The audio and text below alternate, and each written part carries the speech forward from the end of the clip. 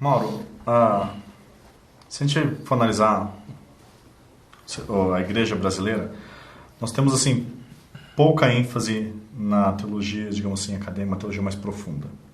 Muitos pastores vão reagir isso daí, falar que a teologia acadêmica ela é construída em torres de marfim, que não é aplicável e tal. E eles acabam se distanciando disso e ficando ou num pragmatismo ou num emocionalismo vazio. O que nós podemos fazer para fechar esse ato que existe, então, entre a teologia acadêmica e o pastor comum numa cidade pequena? Pastorado exige preparo. Então, nós precisamos preparar bem os nossos pastores, não importa a denominação, o lugar onde ele está, ele precisa ser preparado. Ele precisa ser preparado para 3 coisas. Ele precisa ser preparado para liderar o povo de Deus na adoração, na oração e na palavra.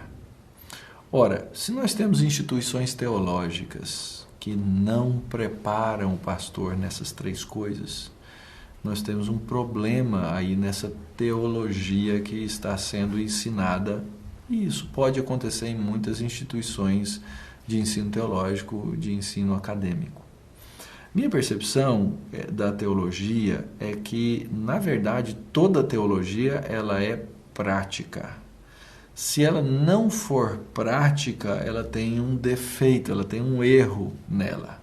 Então, nossa teologia precisa trabalhar com os elementos de maneira aplicada.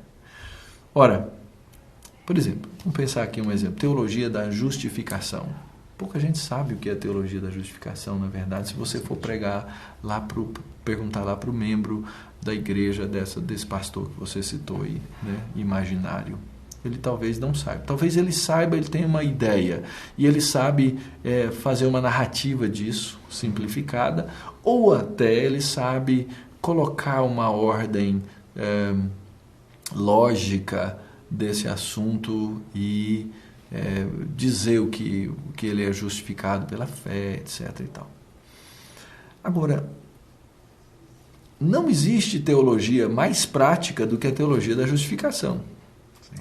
Um indivíduo que não entende a teologia da justificação, ele não vive em paz diante do Deus Criador. Então ela é prática. Normalmente, quando a gente olha para as epístolas, né, principalmente as paulinas, a gente diz assim, tem uma parte teológica e tem uma parte prática, não é? Os comentários são divididos e a gente, no sermão, acaba falando isso. Eu vivo numa luta aí com esse negócio. Por quê? Porque, na verdade, a primeira parte é prática. Não é? Pega lá Romanos, né? A gente diz que a parte prática de Romanos é a partir do capítulo 12. Ora, pega lá o capítulo 6, 7 e 8 de Romanos e olha lá, está tudo ali. No capítulo 5, Paulo fala que tem paz com Deus. Paz com Deus. Então, a teologia, quando ela é ensinada de maneira apropriada, ela faz o que a carta de Romanos faz com o próprio apóstolo Paulo. Quando ele termina toda aquela parte que a gente imagina seja teórica, ele termina como? No capítulo 11. Ele termina com doxologia. Boa teologia leva à doxologia. E o que a doxologia deve fazer conosco? Ela deve nos ensinar a nos relacionar. Esse é o resto da carta de Paulo aos Romanos. O resto da carta de Paulo aos Romanos, capítulo 12, fala do nosso relacionamento com Deus. Rogo-vos, pois, irmãos, que apresenteis os vossos corpos. Fala do nosso relacionamento com os ministérios e os dons da igreja. E ele vai falando de relacionamentos. Relacionamento com o mais fraco, o relacionamento com as autoridades, com o governo.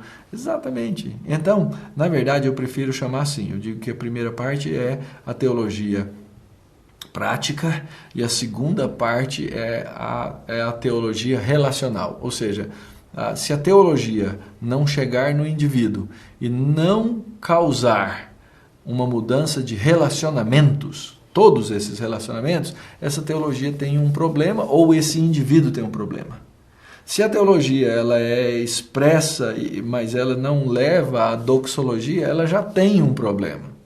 E aí, então, agora chegando à sua pergunta, como é que a gente diminui essa distância? Ora, Aquele que tem no seu DNA o pragmatismo, esse aí é muito difícil dele mudar, a não ser que ele passe por uma segunda conversão, que eu acredito seja a conversão da visão de mundo. Acredito, inclusive, que isso é o que o apóstolo Paulo quer chamar de crente carnal.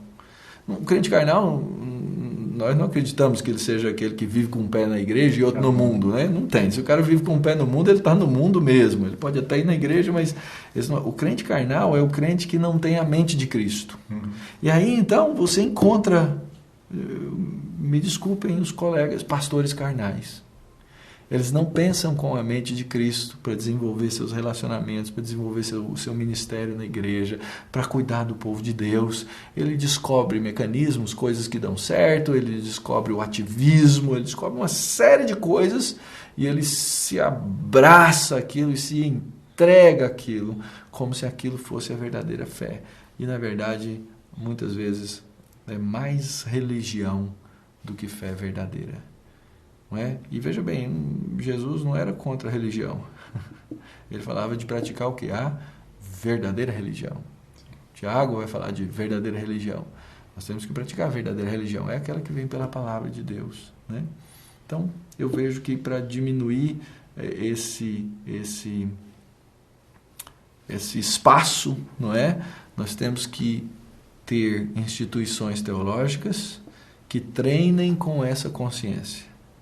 Temos que ter a continuação de estudos para pastores que os ajudem com ferramentas que diminua esse espaço.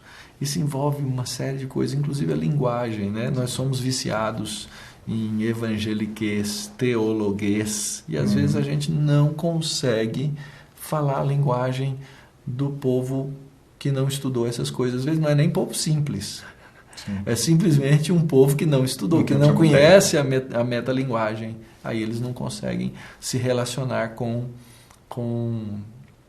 a mensagem. Esses dias eu estava falando com alguém ao telefone e eu disse, calma, não se assoberbe. Né? Uma expressão que para mim assoberbar-se é simples, mas a pessoa do outro lado entendeu assim, por que você está dizendo que eu sou soberbo? Quer dizer, é uma questão de linguagem, e eu não tenho que esperar que todas as pessoas saibam usar essa linguagem. É a mesma coisa na linguagem teológica, né? A gente tem que pegar, usar, explicar, levar lá e acabar com essa história também, isso aí é teologia de gabinete, e virar aquele pragmatismo doente que a gente conhece e que domina tantas igrejas por aí. Perfeito, Mauro. Muito obrigado. Teologia e vida, voltemos ao Evangelho.